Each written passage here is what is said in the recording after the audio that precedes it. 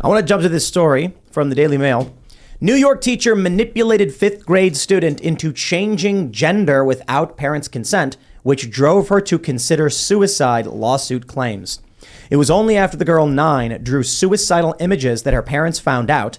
Teacher Deborah Rosenquist was calling her Leo and using he, him pronouns. Superintendent Jennifer J. Quinn and Terryville Road Elementary School Principal Anna Marie V. Skjov admitted they knew about Rosenquist's antics. So we'll just look at this. I just it's want so weird. to yell. Whoa, I'm so at the surprised. top of my lungs. Aren't you surprised that that's what she looks like, you guys? But think about this. There is a little girl who knows and believes she is a little girl, and the teacher keeps saying, "No, you're a boy and your name is Leo," causing such distress that the 9-year-old contemplated suicide. Mm-hmm. It's almost like these people are demonic, and I say that figuratively, not literally. I don't believe in demons. I just don't think I guess you can call some things demons. I just don't think adults should have secrets with a 9-year-old from their parents, right? The fact that she's not saying like, hey, your kid is expressing some confusion about their gender or whatever. Like, if that happened in your classroom, go immediately to their parents. You're an adult. You shouldn't have secrets with children. 100%. It's so obvious. I just don't understand. Like, why is this even a question? And then this idea that like, oh, well, their parents wouldn't be accepting. Well, maybe it's because they're 9 and you're a stranger. And you don't have any right to tell a kid what like you said, if it will be accepting or not. That is for the family. They have whatever beliefs they have. That is for the child and the parent. But today, children have become the vehicles and the medium for people to project their social and political views onto. And then that way they can use kids in any example to say, well, what about the kids? Mm-hmm. If you don't affirm their gender, then they're going to commit suicide. If you don't let me take them to a drag show, then they're going to commit suicide. And it's like, no. That is for the parent to decide. You do not get a relationship with that kid outside of what the parent is doing. And that is the definition of grooming. You always get these claims. I get them all the time. Oh, we're not groomers. You're calling everyone a groomer. If you're doing anything to lead a child down a path that goes against what the parent is teaching, you are grooming them. Whether it's sexual, political, whatever it is, that is the definition of grooming. Mm-hmm. Well, and then also, who else would we bring to these hearings, right? I remember listening to public radio in West Virginia when they had one of their can you give hormones to underage children? And they're like, just listen to this brave testimony from a 12-year-old who identifies as transgender. You want to be like, this person is 12. They shouldn't be here. Why are they the political tool of essentially the pharmaceutical industry and their messed up parents and teachers? Like, this is crazy. Somebody posted, I think in like Massachusetts, they have an anti-sterilization law that says that any doctor that performs a medical procedure that sterilizes a child is guilty of a felony. Mm-hmm. I think it was Massachusetts. And they're just like, how come this is not being prosecuted? Like, how come not going after people who are doing this? That seems like one of the most obvious things that you can imagine. Like if a doctor performs a surgery or whatever on a child without the parents' consent, they must be liable. I think even meets with them. There are some high schools in California that have Planned Parenthoods attached to them, or they're like on campus,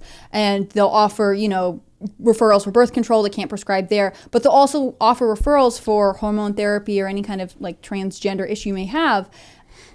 Why? Why would you not want to be involved in what's going on with your minor, right? I understand if that person is 18, they're an adult, and that's a different argument, but schools shouldn't be facilitating private conversations with adults without the parents' presence. That seems so obvious, and yet we just abandon this principle all the time.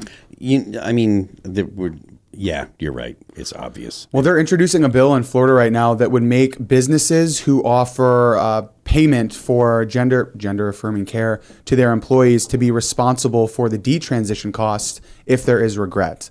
This was a bill that was introduced, I think, a couple weeks ago, and it'll be interesting to see how that plays out, because I can imagine that businesses are going to say, wait, hold on. If they regret this, if I offer them surgery, they do something that they regret, and I will be liable for their detransition hormones or surgery or whatever, I may not want to take that risk. And it'll be really interesting to see how businesses respond to this. I just think that they'll say, yeah, we'll do that because we don't think that many people will detransition. I think that we as a society, not we in this room, but generally people are not willing to acknowledge the risks that are, like you were bringing up, sterilization laws in Massachusetts.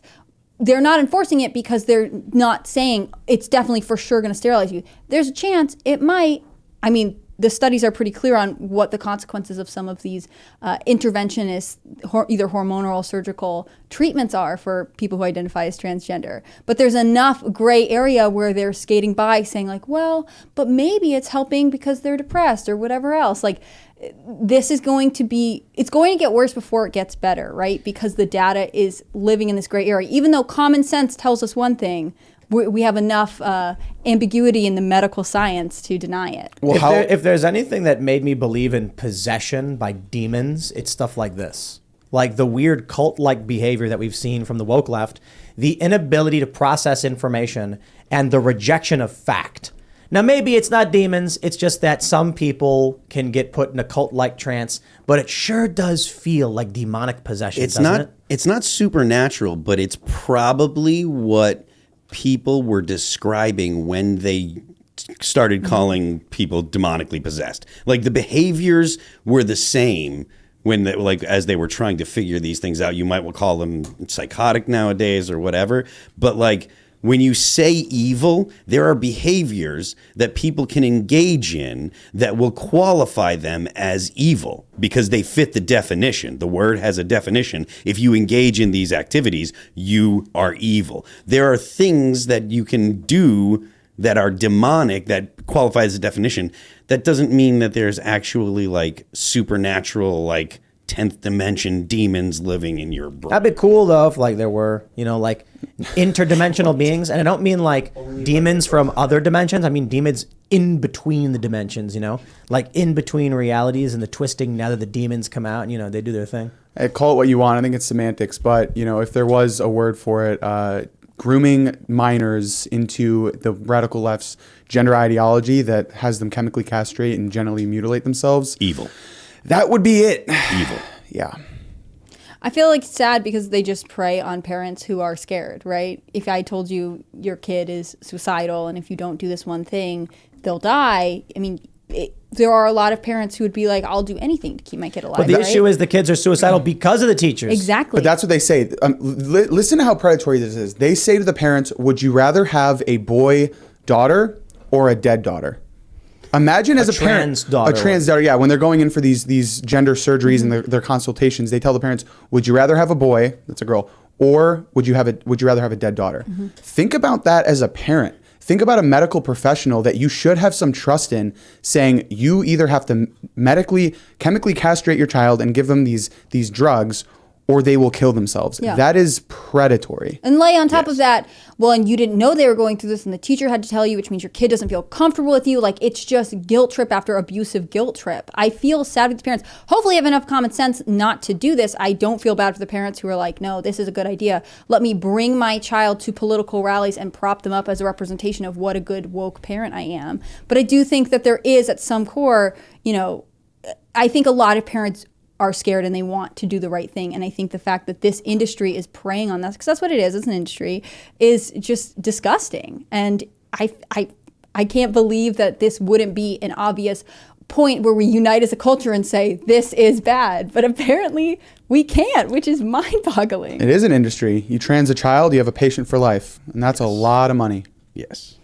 There's a lot of things that are actually lining up that have a certain synergy. So you've got the financial incentive from hospitals. You've got the ideologically possessed people that are looking to actually mess up society. They want they're ideological and want a revolution. You undermine the structure of the family. Exactly. And then you've also got a lot of your default Democrats, right? Your knee jerk, I want to vote to be nice people, which is the majority of the Democrat Party, right? The people that are actually the thought leaders are the ones that are probably, the committed leftists. Your average foot soldier, for lack of a better term, is a soccer mom that just wants to do what's right for her kids and wants to not make waves at the PTA meeting too much because she wants everyone to get along because they might bump into each other at the Starbucks on Tuesday. It's that stuff really has an effect on people.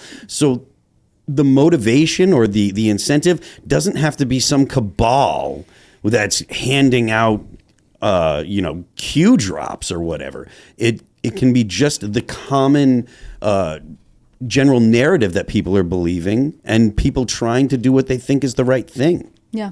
I think it's terrible to put children at the center of this, and I think that's why the left is so willing to do it, right? Because I think there are so many people who are compassionate. They realize that children aren't able to advocate for themselves fully, and they are ultimately, a lot of our law looks at them as basically the possessions of their parents, which they are in a lot of respect, even though they are people with rights, and they know that basically you get a 2-for-1 voter, right? So if you get the parent to support you and the kid goes through it, they're probably also going to support your cause. It's mass recruiting people to your side of the line, and that's terrifying because it has intense, real consequences for those involved. You know that saying, Missouri loves company.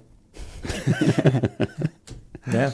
I've heard something like that. Yeah. Might have been a little different. It is kind of weird that when people are living in a self-induced state of misery, now I'm just thinking about it as they like want you they're to live in it as tourism. well. You know what I mean? They crabs in a bucket, crabs in a barrel. They don't want you getting out. They want you to suffer if they have to suffer. Yeah, well, have you ever met, Creepy. have you ever had a friend that they base their entire personality around problems that they have?